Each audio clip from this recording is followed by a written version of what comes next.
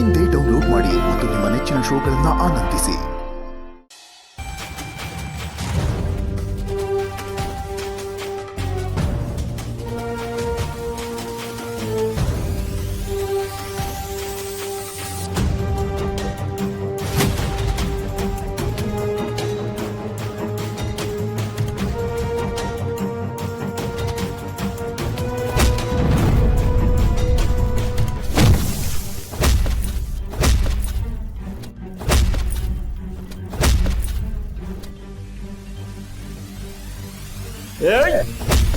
ನಮ್ಮೊಂದೆಲ್ಲ ದಾಟಿ ನಿನ್ ಕನ್ನಡ ಸರ್ ಮಾತಾಡ್ಸಕ್ಕಾಗುತ್ತಾ? ಏಯ್ ಮಕ್ಕ ನೋಡ್ತೀಯಾ ಕಟ್ಟಕ್ಕ.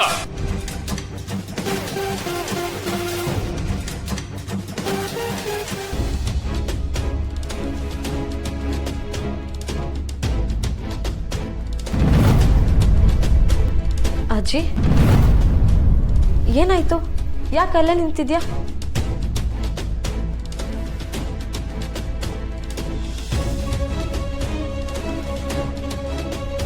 ಅರವತ್ತಕ್ಕೆ ಅರಳು ಮರಳು ಅಂತಾರೆ.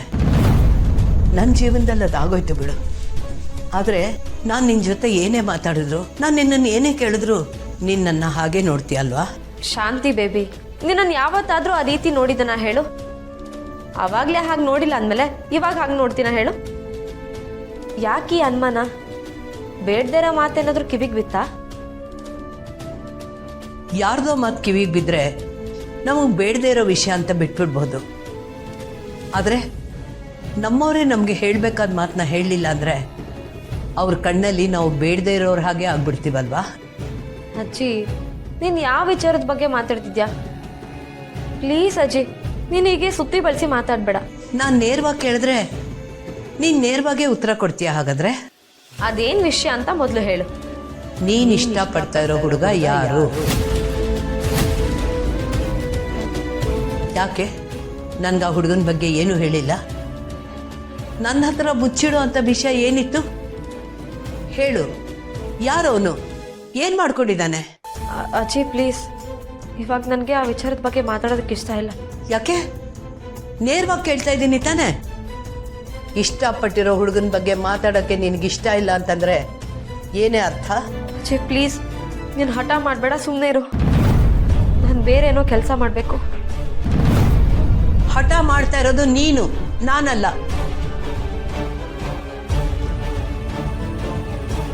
ಮನ್ಸಲ್ಲಿ ಯಾರೋ ಇದ್ದಾರೆ ಅಂತ ಗೊತ್ತಾದ್ಮೇಲೂ ನನ್ನ ಹತ್ರ ಏನು ಹೇಳಿದೆ ಮೊಂಡಾಟ ಮಾಡೋಕ್ಕೆ ನೀನೇನು ಚಿಕ್ಕ ಮಗುನಾ? ನೋಡು ನಿಧಿ, 7ನೇ ಮನೇಲಿರೋ ಶನಿ ನಮ್ಮ ಹೆಗ್ಲೇರಿದ್ರೆ ಹಗಲು ರಾತ್ರಿ ಕಾಡ್ತಾನೆ ಅಂತಾರೆ. ನಮ್ಮ ಗ್ರಹಚಾರದಲ್ಲಿ ಏನು ಕಾದಿದೆಯೋ ನನಗೆ ಗೊತ್ತಿಲ್ಲ. ನಮ್ಮ ಕಣ್ಮುಂದೆನೇ ಆಗಬಾರ್ದೆಲ್ಲ ಆಗೋಗಿದೆ. ಇನ್ನೂ ಏನೇನು ಕಾದಿದೆಯೋ ಯಾರು ಗೊತ್ತು. ಇವಾಗ ಆಗಿರೋದೇ ಸಾಕು, ದಯವಿಟ್ಟು ಅರ್ಥ ಮಾಡ್ಕೊ. ನೋಡು, ನನ್ನ ಮೊಮ್ಮಗಳು ನನ್ನ ಪ್ರಶ್ನೆಗೆ ಉತ್ತರ ಕೊಡದೆ ಹಾಗೆ ನಿಂತಿದ್ದಾಳೆ ಅಂದರೆ ನನ್ನ ಪ್ರಶ್ನೆಗೆ ಅವಳ ಹತ್ರ ಉತ್ತರ ಇಲ್ಲ ಅಂತಾನೆ ನಾನು ಅಂದ್ಕೊಳ್ಳೋದು. ಅದಕ್ಕೆ ನಿನ್ನೊಂದು ಮಾತು ಕೇಳ್ತೀನಿ, ಒಪ್ಕೆನಾ ಅಂತ ಹೇಳು. ನಾನು ತೋರಿಸಿದ ಹುಡುಗನ್ನ ನೀನು ಮದುವೆ ಆಗ್ತೀಯಾ? ನನ್ನ ಮೊಮ್ಮಗಳ ಜೀವನ ಚೆನ್ನಾಗಿರ್ಬೇಕು ಅನ್ನೋದೇ ನನ್ನ ಆಸೆ ಕಣೆ. ಕಷ್ಟ ಆದರೂ ಪರವಾಗಿಲ್ಲ, ನಾನು ಒಳ್ಳೆ ಹುಡುಗನ್ನೇ ಹುಡುಕ್ತೀನಿ. ನೀನು ಮದುವೆ ಆಗ್ತೀಯಾ? ಹೇಳು, ಹೂ ಅಂತೀಯಾ? ಅಜ್ಜಿ ನೋಡು, ನಾಳೆ ತನಕ ಟೈಮ್ ತಗೋ. ಸರಿಯಾಗಿ ಯೋಚನೆ ಮಾಡಿ ನಿನ್ನ ಉತ್ತರ ಏನು ಅಂತ ನನಗೆ ಹೇಳು. ಅಲ್ಲಿವರೆಗೂ ನಾನು ಕಾಯ್ತೀನಿ. ಅಜ್ಜಿ ಯಾಕೆ ಇಷ್ಟೊಂದು ಹಠ ಮಾಡ್ತಿದ್ದಾರೆ?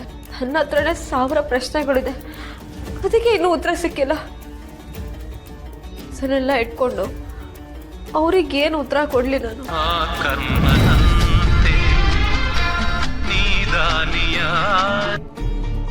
ಹಲೋ, ಹಾಯ್ ನಿಧಿ, ಸಿಟಿ ಹಾಸ್ಪಿಟ್ಲಿಂದ ಮಾತಾಡ್ತಾ ಇದ್ದೀನಿ. ರೆಸಿಡೆಂಟಿ ಡಾಕ್ಟರ್ ಪೋಸ್ಟ್ಗೆ ನೀವು ಅಪ್ಲೈ ಮಾಡಿದ್ರಲ್ವಾ? ಅದರದ್ದು ನಾಳೆ ಇಂಟರ್ವ್ಯೂ ಶೆಡ್ಯೂಲ್ ಆಗಿದೆ. ಬೆಳಗ್ಗೆ ಒಂದು 11 ಗಂಟೆ ಒಳಗಡೆ ಬಂದ್ಬಿಡಿ. Thank you so much. ಅಪ್ಪ ಕೃಷ್ಣ, ಹೊಡಿಯೋ ಕೋಲು ನೀನೇ ಕೊಡ್ತೀಯಾ, ತಪ್ಪಿಸ್ಕೊಳ್ಳೋಕೆ ದಾರಿನೂ ನೀನೇ ಕೊಡ್ತೀಯಾ. ಆದರೆ ಎಷ್ಟು ಅಂತ ತಪ್ಪಿಸ್ಕೊಳ್ಳೋಕೆ ಸಾಧ್ಯ? ಈಗ ಅಜ್ಜಿ ಏನಾದರೂ ವಾಪಸ್ ಬಂದು ಏನು ನಿರ್ಧಾರ ತಗೊಂಡೆ ಅಂದರೆ ನಾನೇನು ಹೇಳಿ?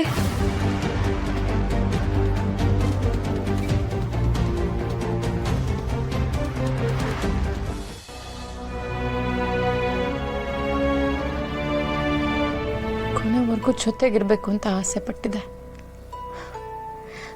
ಆದರೆ ಕೊನೆ ಇಷ್ಟು ಬೇಗ ಬರುತ್ತೆ ಅಂತ ನಾನು ಅಂದ್ಕೊಂಡಿರಲಿಲ್ಲ.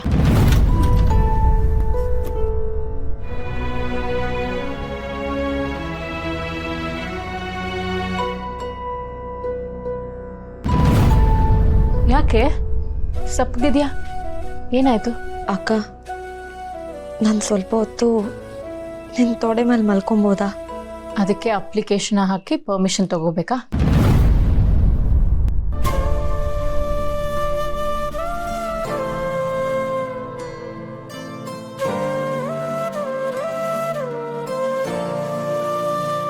ಯಾಕೆ ಇವಳು ಒಂಥರ ಇದ್ದಾಳೆ? ಅವಳು ಹುಡುಗನ ಜೊತೆ ಏನಾದರೂ ಜಗಳ ಆಗಿದ್ಯಾ?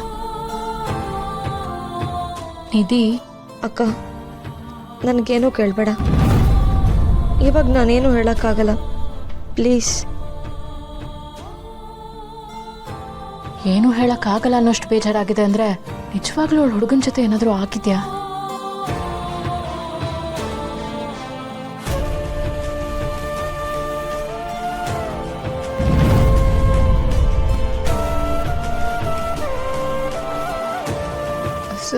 ಸಾರಿ ಕಣ್ಣ, ಅದು ಬಂದು ಮಲಗಲ ಅಂತ ಕೇಳಿದ್ಲು. ನಿಮ್ಮ ರೂಮ್ ಅಂತ ಮರ್ತು ಹೋಗಿ ಹ್ಞೂ ಅಂದ್ಬಿಟ್ಟೆ. ಒಂದು ನಿಮಿಷ ಎಬ್ಬಿಸ್ತೀನಿ. ಬೇಡ ಬೇಡ, ಇಟ್ಸ್ ಓಕೆ, ಮಲಗಲಿ ಬಿಡಿ. ಪಾಪ ಸುಸ್ತಾಗಿರ್ತಾರೆ. ಅಕ್ಕನ ಮಡ್ಲಲ್ಲಿ ಆರಾಮಾಗಿ ಮಲಗಿದ್ದಾರೆ, ಮಲಗಲಿ ಬಿಡಿ. ನಿತ್ಯ, ನಾವು ಮಾತಾಡಿದ ವಿಷಯದ ಬಗ್ಗೆ ಯೋಚಿಸಿದ್ರ? ನಾವು ಆದಷ್ಟು ಬೇಗ ಶಾಂತಿ ಅಜ್ಜಿ ಮತ್ತು ನಿಧಿ ಹತ್ರ ಈ ವಿಷಯದ ಬಗ್ಗೆ ಮಾತಾಡಲೇಬೇಕು. ನಿಜ ಕಣ್ಣ, ಇದನ್ನು ಇನ್ನೂ ಮುಚ್ಚಿಟ್ಟಷ್ಟು ನಮ್ಮ ಹೆಸರು ಗಟ್ಟಿಸುತ್ತೆ. ಹೇಳಿಬಿಡೋಣ. ಕಡೆ ಪಕ್ಷ ನಿಧಿಗಾದ್ರೂ ನಿಜ ಹೇಳ್ಬಿಡೋಣ. ನಾವು ಮುಚ್ಚಿಟ್ಟು ಅವ್ರಿಗೆ ವಿಷಯ ಗೊತ್ತಾದರೆ ಚೆನ್ನಾಗಿರಲ್ಲ. ಹೇಳೋಣ, ಆದರೆ ಈಗಲೇ ಬೇಡ.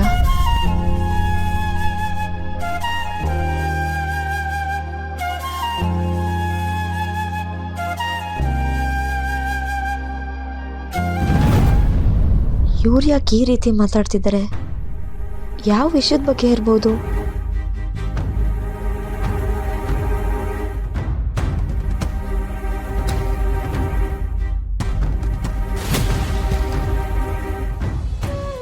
ಇಲ್ಲೇ ಹೊರಡ್ತಾ ಇದ್ದೀವಿ. Yes, thank you. ಆಗಿದೆ.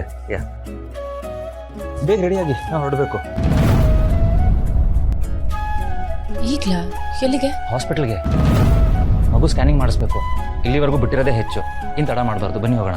ಅಲ್ಲ, ಹಾಸ್ಪಿಟಲ್ಗೆ ಸ್ಕ್ಯಾನಿಂಗ್ ಅಂತ ಹೋದರೆ ಎಲ್ರಿಗೂ ಗೊತ್ತಾಗುತ್ತಲ್ಲ. ಕರುನಾಡ